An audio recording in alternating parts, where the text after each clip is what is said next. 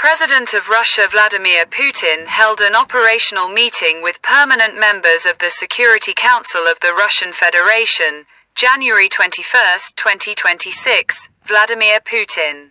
As far as the U.S. Peace Council initiative is concerned, we have indeed received a personal message from President Trump inviting us to join a new international structure being established on his initiative. In this regard, I would like first of all to thank the U.S. President for this proposal. We have always supported and continue to support any efforts aimed at strengthening international stability. We also note the contribution of the current U.S. administration to efforts to find solutions for settling the Ukrainian crisis. As for our participation in the Peace Council, Russia's Ministry of Foreign Affairs has been instructed to review the documents received, consult our strategic partners on this matter, and only after that will we be able to provide a response to the invitation conveyed to us. The proposal made to us primarily concerns settlement in the Middle East, and the search for possible ways to address the urgent problems facing the Palestinian people and to resolve the acute humanitarian situation in the Gaza Strip. In this context, I would like to stress the main point.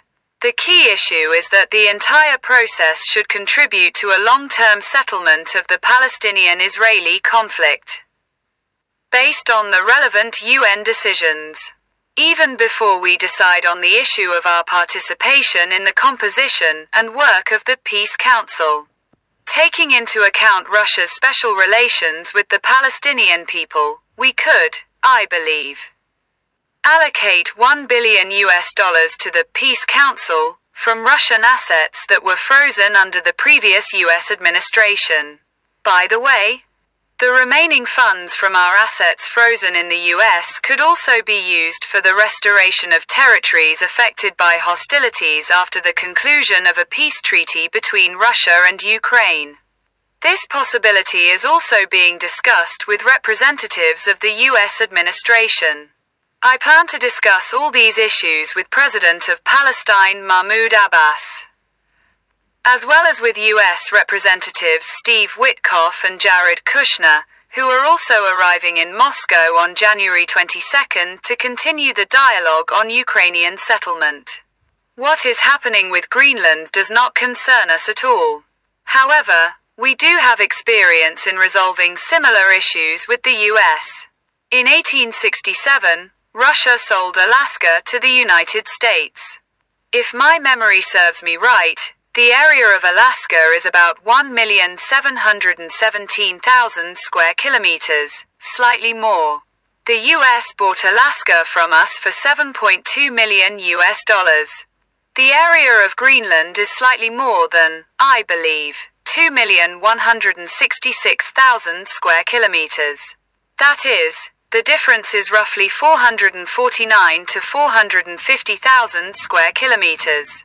If we compare this with the cost of the U.S. acquisition of Alaska, the price for Greenland would be somewhere around $250 million. If we compare this with gold prices of that period, the figure would probably be closer to $1 billion. But I think the U.S. could handle that amount as well. Most importantly, Denmark and the U.S. also have their own experience in this regard. If I am not mistaken, in 1917 Denmark sold, and the US purchased, the Virgin Islands. So such experience also exists. By the way, Denmark has always treated Greenland as a colony and treated it rather harshly, if not brutally. However, this is a separate issue and is hardly relevant to the current discussion. In any case, this definitely does not concern us. I think they will sort it out between themselves.